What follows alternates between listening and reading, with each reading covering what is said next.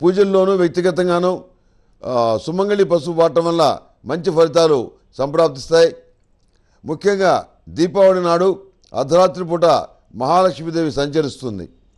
ఆ సమయంలో పూజలు చేసిన వాళ్ళకి మంచి ఫలితాలు పొందిన వాళ్ళు ఎంతోమంది ఉన్నారు. మనం గమనిస్తాం, ఈ ఉత్తర భారతదేశంలో ఉన్నటువంటి మార్వాడీలు ఎక్కువ మంది కూడా దీపావళి రోజున అమ్మవారిని ఘనంగా పూజించి ఆ రోజు వాళ్ళు దసరం పెట్టుకుంటారు. మరి వాళ్ళు ఎంత కోటిస్తులు అయ్యారో, ఏ స్థాయిలో ఉన్నారో వాళ్ళ భారతదేశంలో నేనేం ప్రత్యేకంగా చెప్పనక్కర్లేదు. అమ్మవారి అనుగ్రహం ఏర్పడడానికి ఆ రోజు, ఆ తిథి, ఆ సమయం చాలా మంచిది. అర్ధరాత్రి 12 గంటలప్పుడు వరుసగా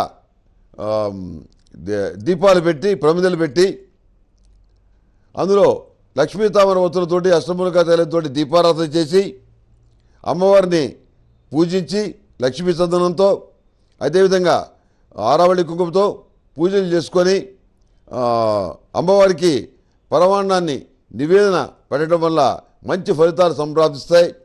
పక్కన ఉన్న వాళ్ళకు కూడాను అమ్మవారి ప్రసాదాన్ని పంచిపెట్టడం, స్వీట్లు ఇవ్వటం, ఇవన్నీ చేయటం వల్ల సానుకూలమైనటువంటి ఫలితాలు పొందటం అనేది మనం వాస్తవంలో చూస్తున్నాం. ఇది ఏమాత్రం ఊహ కాదు, పురాణాలు చెప్పినటువంటి విషయాలు కాదు, ఇది వేదంలో చెప్పబడ్డ విషయమే. మరి దీనికి సంబంధించి ఎన్ని రకాలైనటువంటి విషయాలు నిజమవుతున్నాయో మీరు చూస్తూనే ఉన్నారు. సంస్థ తిరగకముందే వ్యాపారంలో కోటీశ్వరుడయ్యి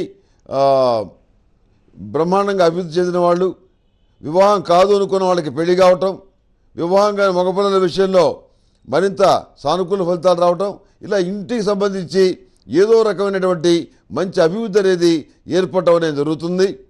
కనుక దీపావళి అమావాస్య నాడు మహాలక్ష్మీదేవిని పూజించడం మాత్రం మీరు ఎట్టి పరిస్థితుల్లో కూడా నిర్లక్ష్యం చేయొద్దు.